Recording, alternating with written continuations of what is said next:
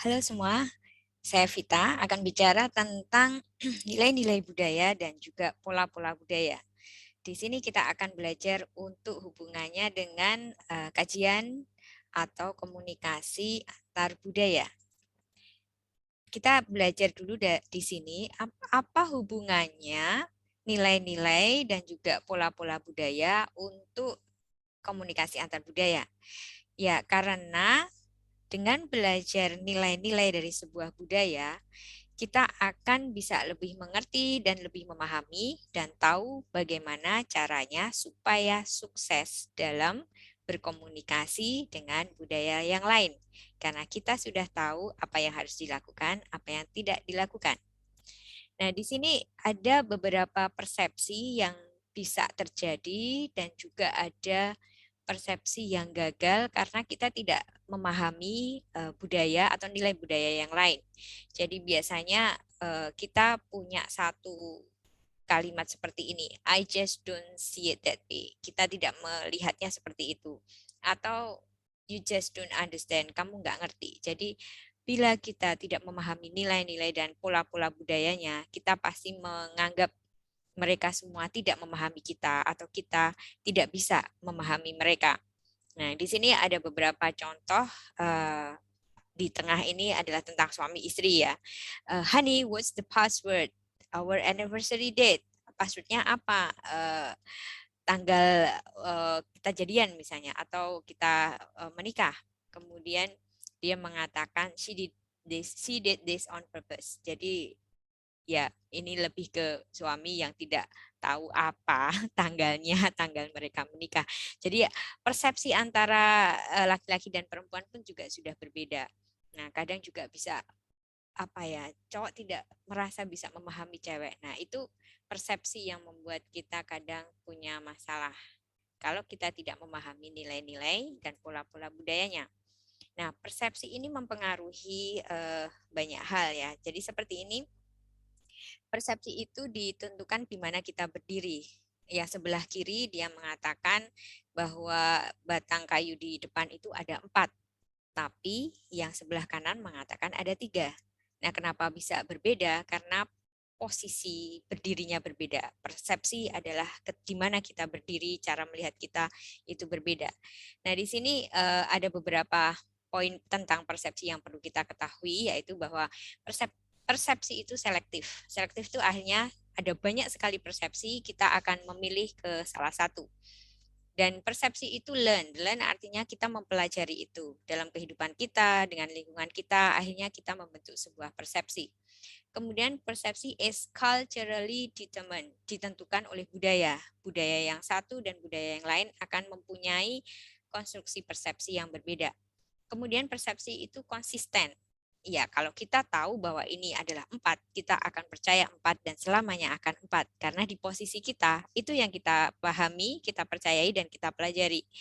Kemudian, persepsi is inaccurate, so, tidak akurat. Karena kita hanya melihatnya dari sisi ini. Kita tidak melihatnya dari sisi orang lain yang melihat batang di tengah itu ada 3. Jadi persepsi ini memang ada banyak hal yang harus kita pahami bahwa perbedaannya itu ada 5 ini ya, kita harus paham bahwa setiap orang mempunyai persepsi yang berbeda. Nah, dalam topik nilai-nilai budaya ini ada beberapa hal, yaitu ada 3 poin yang perlu kita pahami bahwa dalam sebuah nilai budaya ada beliefs, ada kepercayaan. Jadi di sebelah kiri ini ada kepercayaan tentang atau definisi dari kepercayaan adalah konsep atau ide bahwa seseorang atau kelompok orang itu mempercayai sesuatu dan itu dianggap sebagai sebuah kebenaran. Misalnya di dalam foto ini adalah tan sama pale ya. Jadi orang yang kulitnya terbakar atau yang pucat atau kulitnya coklat itu dianggap di sini jauh lebih sehat dan jauh lebih keren. Jadi mereka merasa kalau mereka mempunyai kulit yang lebih gelap atau tan tadi itu merasa lebih apa namanya sehat. Tapi Mungkin di budaya yang lain tidak seperti itu.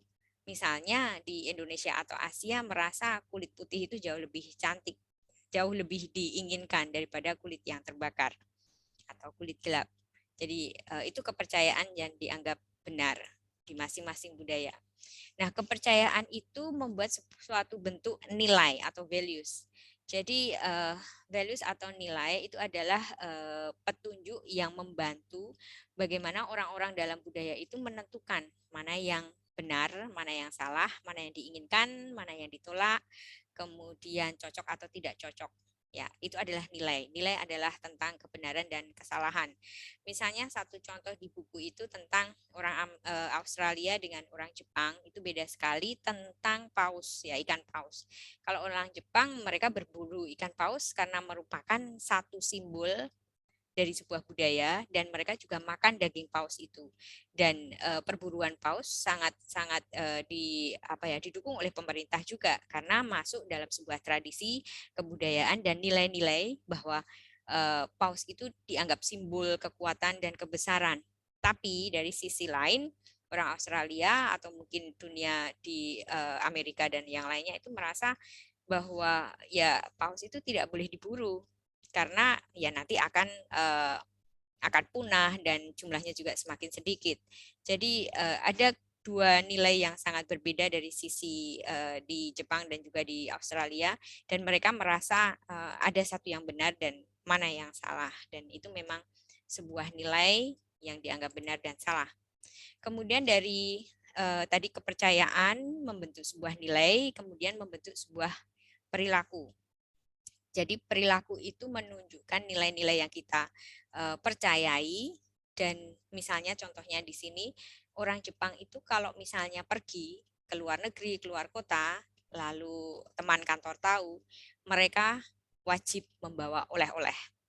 Jadi yang mereka percayai adalah interpersonal relationship. Jadi hubungan interpersonal itu penting, itu adalah nilai kepercayaan mereka dan nilainya adalah bahwa kalau tidak bawa oleh-oleh itu salah. Nah, mereka lalu melakukan perilaku ini yaitu mencari oleh-oleh untuk teman di kantor.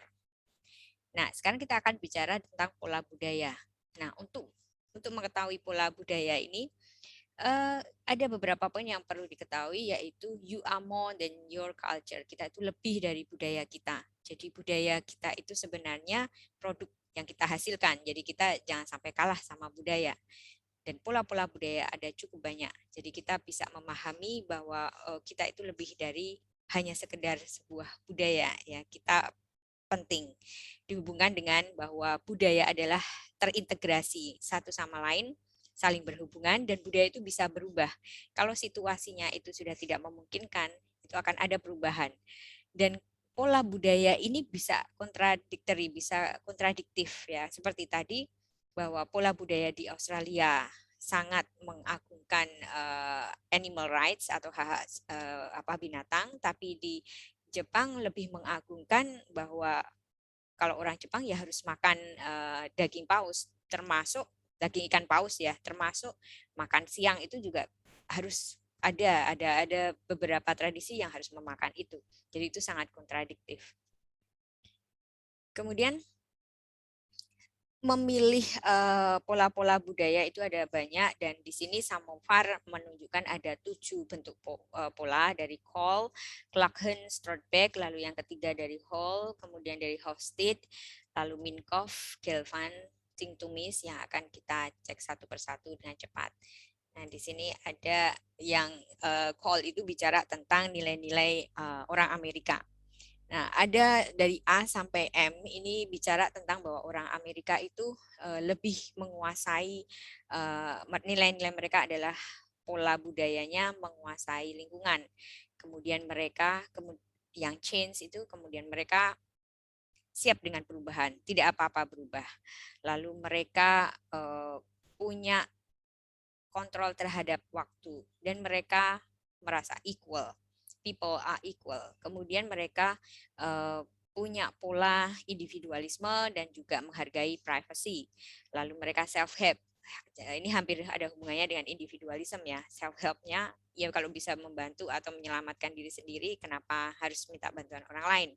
Tapi mereka juga ada kompetisi, jadi masing-masing punya satu motivasi untuk mengalahkan yang lain.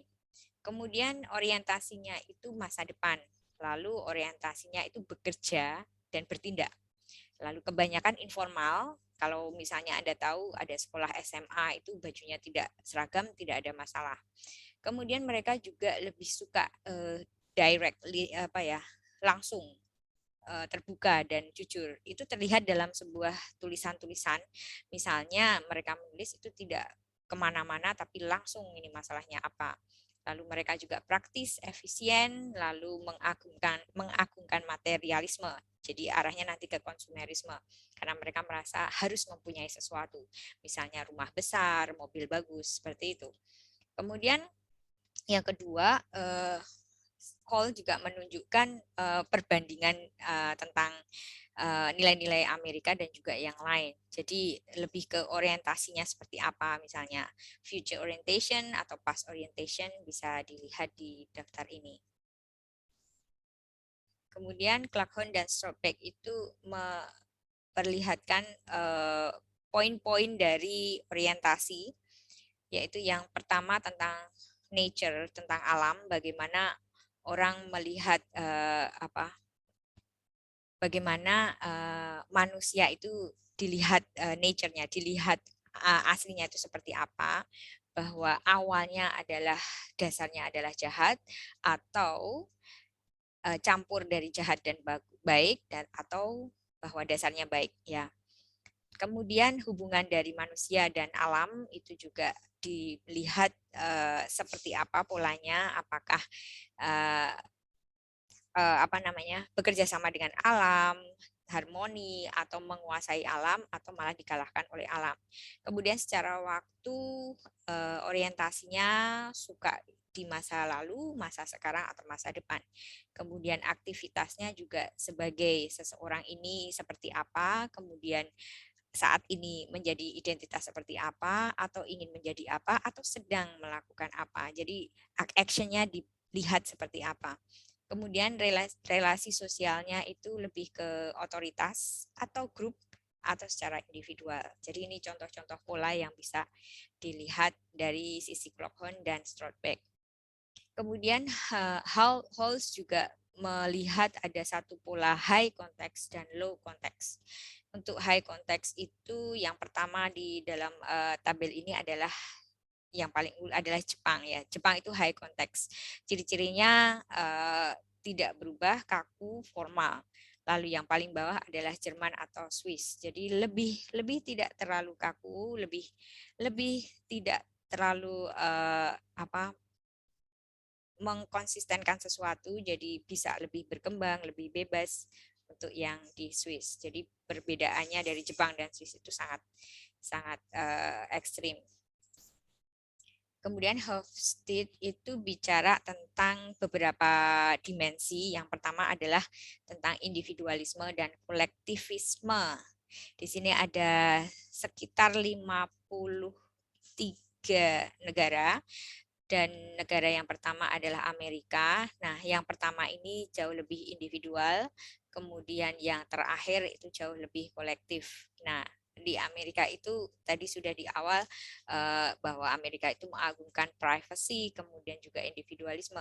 Kemudian di sini ada negara Guatemala, di sana lebih ke kolektif, apa-apa bersama, kemudian semuanya ditujukan untuk kepentingan bersama, tidak ada individualisme. Kemudian dimensi yang kedua tentang ketidakpastian. Nah, ketidakpastian ini ada yang tinggi dan yang rendah. Kemudian untuk yang nomor 1 itu Yunani ya, Greece itu ya. Yang Yunani ini lebih ke ketidakpastiannya itu lebih tinggi ya. Jadi tidak suka, di sini ada keterangannya bahwa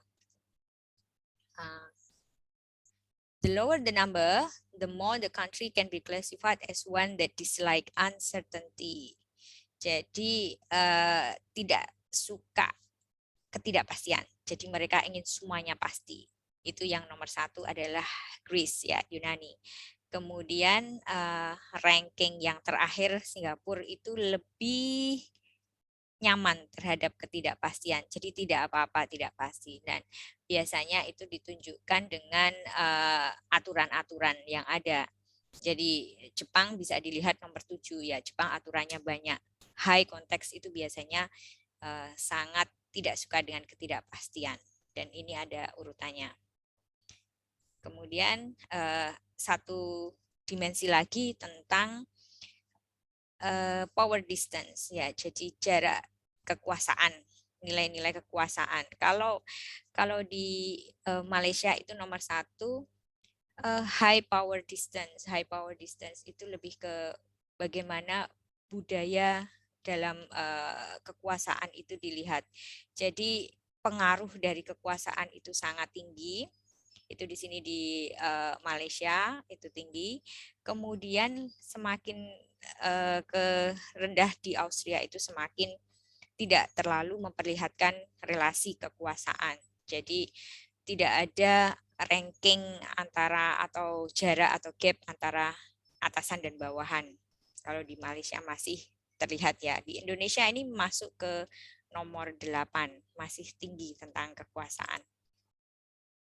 Kemudian kalau dimensi berikutnya tentang masculinity. Ya, masculinity di sini sangat kuat di Jepang. Jadi agak patriarkal ya. Semuanya serba male dominasi, serba laki dominasi laki-laki. Kemudian yang terendah adalah di Sweden. Di Sweden itu lebih setara antara maskulin dan feminin. Kemudian untuk Minkoff bicara tentang industri. Industri itu lebih ke aktivitas kegiatan, kemudian indulgence itu lebih ke menikmati. Jadi di sini Cina skornya 1000, nah itu lebih suka bekerja. Mereka jauh lebih suka bekerja daripada orang Sweden yang 0, lebih suka menikmati hidup. Jadi cari gaji hanya untuk menikmati hidup. Dapat duit langsung habis untuk piknik misalnya. Tapi kalau di Cina yang penting bekerja, lalu uang yang ada tidak terlalu dipakai untuk menikmati hidup. Yang penting bekerja. Kemudian yang kedua adalah tentang di sini ciri-cirinya dari budaya industrius yang bekerja tadi dan budaya yang menikmati pekerjaan. Jadi semua duit itu hanya dipakai untuk menikmati hidup ya. Di sini ada dua perbedaan yang bisa dilihat. Kemudian untuk monumentalisme dan flexibility. Flexibility itu fleksibel dan humility.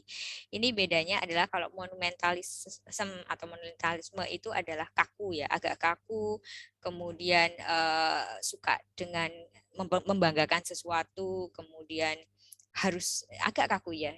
Kebenaran adalah absolut ya.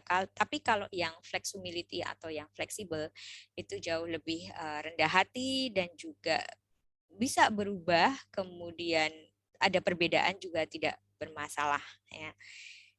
Jadi di sini kelihatan yang monumentalisme itu paling poin di bawah, jumlah wanita yang bekerja di sana jauh lebih rendah, tapi kalau di negara yang fleksibel jumlah wanita bekerja jauh lebih tinggi. Jadi bisa menghadapi perbedaan. Di sini bisa kelihatan yang 1000 itu skornya dari Egypt atau Mesir. Mesir itu monumentalism, kemudian China itu lebih flexibility. Sampai 0 skornya. Kemudian ada satu lagi tentang eksklusionis dan universalis. Yang eksklusionis eksklusif ya, hanya hubungannya tentang anggota grup tertentu, lalu tertutup, kemudian lebih ke apa ya, banyak diskriminasi dari sebuah kelompok-kelompok, kemudian apa namanya poin-poin yang eksklusif ini ada hubungannya dengan lingkungan juga, bagaimana menunjukkan hubungan antar kelompok juga. Tapi kalau universalis itu sangat individual, kemudian lebih ke apa ya, keluarga inti, kemudian tidak ada banyak perbedaan atau diskriminasi antar kelompok. Jadi di sini perbedaannya lebih ke individuality dan juga ke komunitas atau kolektif. Kemudian ada tight and loose cultures. Jadi dari beberapa budaya yang ada akan kelihatan bahwa ini ada Ukraine, kemudian skornya 1,6, kemudian yang tertinggi adalah Pakistan. Jadi yang poinnya terendah itu lebih loose, lebih tidak terlalu kaku, tidak terlalu apa namanya, sangat tidak mau berubah. Jadi yang Ukraine itu dia sangat bisa berubah, menerima apa namanya, perubahan dan tidak terlalu kaku untuk menolak sesuatu yang baru. Kalau di Pakistan itu lebih kaku ya, lebih tight. Kemudian di sini ada juga pola budaya tentang face and face work. Face and face work itu lebih ke tentang muka ya. Muka itu maksudnya identitas, maksudnya tentang citra. Nah, di setiap negara itu akan berbeda cara melihat citranya. Misalnya di negara di timur dan negara barat. Kalau negara timur itu citra adalah kelompok. Jadi kalau satu orang melakukan sesuatu kesalahan, kelompok akan mendapatkan akibatnya. Tapi kalau di barat, satu orang melakukan kesalahan karena individuality, ya dia hanya bertanggung jawab terhadap kesalahan dia. Teman di kelompok atau keluarganya tidak akan mendapatkan dampaknya. Dampaknya hanya akan dia hadapi sendiri. Jadi masing-masing budaya akan berbeda caranya menghadapi tergantung dari nilai-nilai yang ada di sana. Kemudian di sini ada satu pola-pola budaya yang di pasangkan ya. Yang pertama tentang individualisme dan juga kolektivisme. Kemudian ada egalitarian sama hierarchical. Jadi lebih ke power distance, jarak kekuasaan ya. Kalau egalitarian itu jaraknya sejajar, kalau hierarki itu atas bawah. Jadi dilihat kamu sebagai atasan, bawahan seperti itu. Ini ada beberapa poin-poin penjelasannya. Kemudian low atau rendah dilawankan dengan penghindaran ketidakpastian. Jadi ada tinggi dan rendah. Siapa saja yang mau menghindari ketidakpastian atau tidak menghindari ketidakpastian. Kemudian ada monokronik dan polikronik, itu cara memakai waktu. Ada yang hanya melihat waktu, itu linear saja, itu ya monokronik. Tapi polikronik itu waktu itu fleksibel, jadi bisa multitasking. Kemudian tentang komunikasi konteks tinggi dan konteks rendah bisa dilihat secara bagaimana orang berbicara, perbedaan kalau bicara dengan orang tua, kemudian berbicara dengan teman itu berbeda, nah itu biasanya high context. Kalau semua dianggap sama, cara bicaranya menjadi low context. Kemudian tentang citra atau face ini sudah didiskusikan tadi. Kemudian tentang universalism atau particularism. Jadi kalau universal itu lebih ke aturan-aturannya itu secara umum hampir semuanya tahu dan paham. Tapi kalau particularism itu ada aturan-aturan tentu yang khusus hanya terjadi di kelompok tersebut. Jadi sangat institusional, sangat terjadi tidak di tempat lain tapi di kelompok atau komunitas yang ada di situ. Jadi ini ada tentang nilai-nilai dan pola-pola budaya yang bisa kita pahami, kita pelajari untuk melihat bagaimana budaya yang satu dengan yang lain itu apakah sama polanya atau tidak. Jadi cara untuk menghadapi dan juga berkomunikasi dengan mereka pasti berbeda. Terima kasih.